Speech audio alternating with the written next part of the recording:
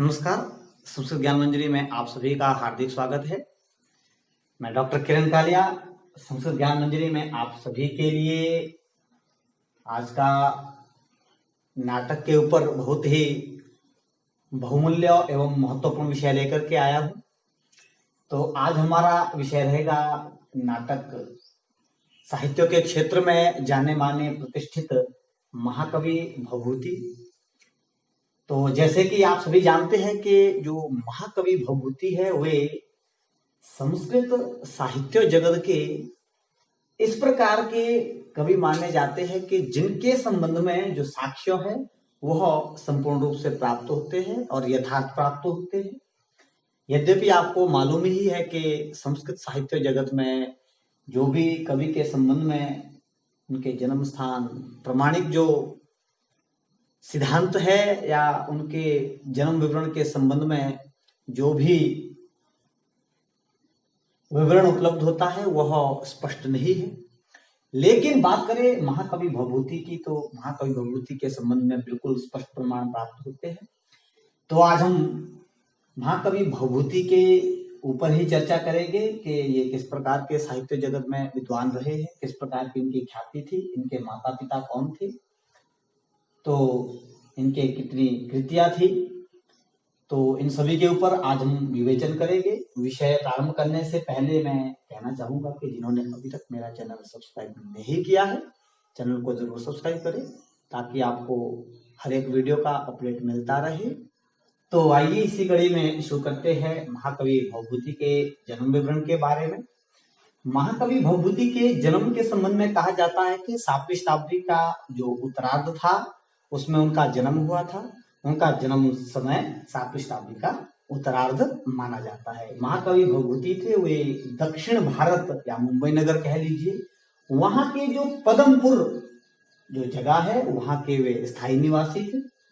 फिर इसी कड़ी में आगे कहते हैं कि महाकवि भवभूति कृष्ण यजुर्वेद की जो तैत्तरीय शाखा है उसी शाखा से संबंधित ब्राह्मण थे या यूं कह लीजिए कि वे कृष्ण यजुर्वेद की तैत्तरीय शाखा पाठी ब्राह्मण थे। और उनके अगर गोत्र की बात की जाए तो महाकवि भवभूति काश्यप गोत्र से संबंध रखते थे। भट्ट गोपाल जी उनके पितामह कहे जाते हैं। उनके पिता का नाम नीलकंठ था। फिर आगे बात करते हैं उनकी माता की तो कहा जाता है कि उनकी जो माता है उनका नाम जातुकर्णी था। और अब बात करते हैं भवभूति के नाम के ऊपर कि वास्तव में जो महाकवि भवभूति थे क्या उनका नाम ही भवभूति था या उनका कुछ और नाम था। तो इस संबंध में कहा जाता है कि वास्तव में जो महाकवि भवभूति थे उनका जो मूल नाम था वो श्रीकंठ था।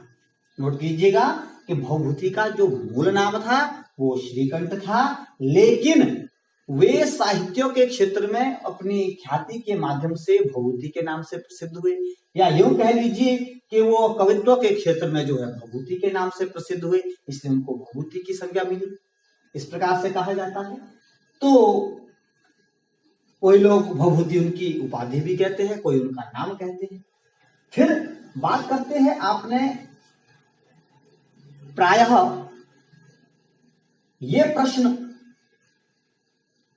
देखा होगा कि बार बार इस प्रश्न के ऊपर चर्चा की जाती है कि पदवाक्य प्रमाणज्ञ किसके संबंध में कहा गया है।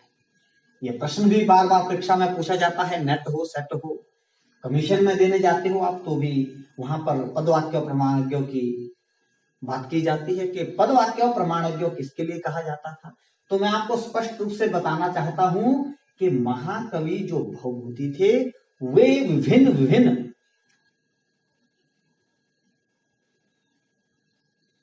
ग्रंथों में दक्ष थे या यूं कह लीजिए कि वे भिन्न भिन्न क्षेत्र में जैसे दर्शन क्षेत्र में, साहित्य क्षेत्र में, व्याकरण क्षेत्र इत्यादि में जो है विद्वान माने जाते थे। इसलिए पदवाक्य प्रमाणज्ञ भी उनकी ही उपाधि थी। और कहा जाता है कि श्रीकंठ, नोट कीजिएगा, श्रीकंठ पद लांछन पदवाक्य प्रमाणज्ञ भवभूति नाम। क्या कहा जाता है? श्रीकंठ पद लांछन पदवाक्य प्रमाणज्ञ भवभूति नाम। तो मतलब क्या है कि स्पष्ट रूप से भवभूति के लिए पदवाक्य प्रमाणज्ञ कहा जाता है। इसी कड़ी में अगर बात करें इनकी कृतियों की, तो महाकवि जो भवभूति थे उनकी 3 ही रचनाएं कही जाती है, और वो तीनों ही जो रचनाएं हैं वह नाटक के रूप में लिखी गई है। तो उसमें से अगर बात करें नाटक में भी उनके जो 2 है वह नाटक की श्रेणी में आते हैं, उसमें से एक जो उनकी रचना है वह प्रकरण ग्रंथ में गिनी जाती है।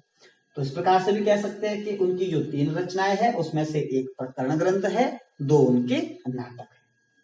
तो बात करते हैं उन तीनों रचनाओं के ऊपर। तो पहली जो उनकी रचना है वो है मालती माधव। तो मालती माधव के ऊपर मैं पहले प्रकाश डालना चाहूंगा कि मालती माधव जो रचना है वह 10 अंकों में निबद्ध भवभूति के द्वारा विरचित है, और इस मालती माधव रचना को प्रकरण की संज्ञा दी जाती है, या आप ऐसे भी कह सकते हैं कि मालती माधव जो उनका ग्रंथ है वह प्रकरण ग्रंथ है। नोट कर लीजिएगा, इसमें 10 अंक है। और अगर इसमें बात की जाए कथा वस्तु की, तो इसमें मालती और माधव, जैसे आपको पता है कि समास है मालती च माधवश्च, मालती ही च माधवश्च, तो इसमें क्या हो गया आपका द्वंद्व समास हो गया। तो द्वंद्व समास है इसमें, तो इसमें जो है 2 की बात की गई। इसमें मालती क्या है, नायिका है, और माधव क्या है, इसमें नायक है। श्रृंगार से परिपूर्ण ये रचना है, और इसमें कहा जाता है कि इसमें जो मालती और माधव है वह दोनों जो है मंत्री की संतानें थी। तो इसके बारे में मैं स्पष्ट करना चाहूंगा, जो इसमें माधव है, माधव इसमें विदर्भ राज के जो मंत्री देवराज थे, नोट कीजिएगा, माधव विदर्भ राज मंत्री देवराज के पुत्र थे, और जो मालती थी वह पद्मावती जो नरेश थे उनके मंत्री भूरिवसु की पुत्री थी। तो इस प्रकार से मालती और माधव का इसमें प्रेम प्रसंग वर्णित किया गया है। इसके साथ इसमें मकरंद और मदयंतिका की जो कथा है वह भी वर्णित की गई है। तो ये मालती माधव का संक्षिप्त परिचय था। तो अब बात करें इनकी दूसरी रचना महावीर चरित की। तो महावीर चरित के ऊपर अगर बात करें तो महावीर चरित महाकवि भवभूति द्वारा विरचित 7 अंकों की ये रचना है। इसमें महाकवि भवभूति ने जो रामायण ग्रंथ है उसको आधार बनाया है। उस ग्रंथ को आधार बना करके महाकवि भवभूति ने महावीर चरितम का निर्माण किया। इस नाटक में 7 अंकों की जो कथा वस्तु है वह रामायण की राज्य अभिषेक तक की जो रामायण में कथा वस्तु वर्णित की गई है वहां तक जो है इसमें वर्णित की गई है। अगर इसमें बात करें श्लोकों की तो कहा जाता है कि महावीर चरितम में 390 श्लोक है। तो ये भवभूति के 2 रचनाएं थी। अब अगर बात करें तीसरी रचना की तो आप सभी जानते हैं कि महाकवि भवभूति और अगर महाकवि कालिदास के नाटक की तुलना की जाए तो भवभूति के जो चाहने वाले थे या उनके जो प्रशंसक थे वे महाकवि भवभूति की जो तृतीय रचना उत्तर रामचरितम है उसी ग्रंथ को सर्वश्रेष्ठ मानते हैं साहित्य जगत में। और जो कालिदास के प्रशंसक हैं वो महाकवि कालिदास का जो अभिज्ञान शकुंतल नाटक है उसको सर्वश्रेष्ठ मानते हैं। तो मैं आपको भवभूति की तृतीय रचना उत्तर रामचरित है, उसमें 7 अंक है। इतना ही हमारा आज का विषय पर्यंत रहेगा। मैं अगला जो विषय लेकर के आऊंगा वो भवभूति का उत्तर रामचरित जो नाटक है उसके ऊपर ही लेकर आऊंगा। इसलिए आज हम भवभूति के ये जो 3 नाटक थे इनका सामान्य परिचय जो था इतना ही रखेंगे। और अगली वीडियो में भवभूति के उत्तरराम चरितम के ऊपर हम विस्तार पूर्वक चर्चा करेंगे, उसके ख्याति के बारे में बात करेंगे। तो आज के लिए इतना ही। नमस्कार, धन्यवाद।